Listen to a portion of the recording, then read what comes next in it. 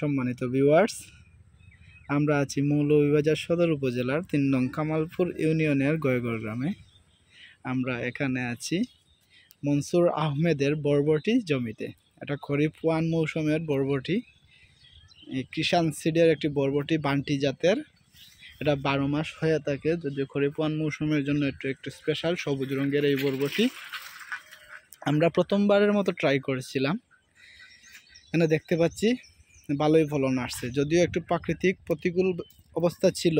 কিছুদিন আগে যে বন্যা হয়েছে, গত 1 জুন থেকে 2 তারিখের যে বন্যা ছিল, এখানে 3-4 দিন পানি ছিল। অতিরিক্ত বৃষ্টির কারণে জমিতে পানি আটকা ছিল বিদায় অনেকগুলা গাছ দুর্বল হয়ে গেছে এবং গুঁড়া পচে গিয়েছিল কিছু গাছ। তারপরেও এই যে গুঁড়া পচা এবং বিভিন্ন ট্রিটমেন্টের মাধ্যমে কিছুটা ঠিকই আছে এখনো পর্যন্ত, অনেকগুলা ফসল দেখা যাচ্ছে।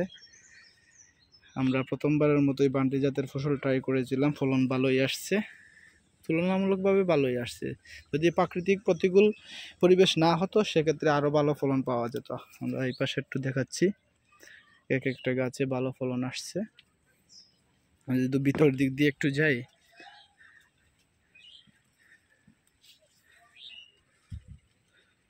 এখানেও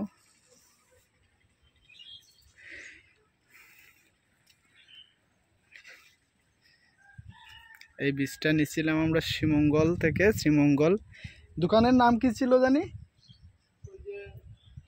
বীজগড় আলমাস, শ্রীমঙ্গল পয়েন্টই না, শ্রীমঙ্গল থেকেই নিয়েছিলাম। যদিও এই কিছু অনেক সবাই বলে এখানকার কৃষক যে শ্রীমঙ্গলে ভালো বীজ পাওয়া যায়, অনেক ফসল।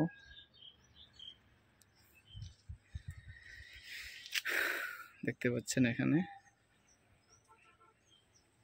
আপনারাও আপনার নিকটস্থ উপজেলা কৃষি অফিসের সাথে যোগাযোগ করে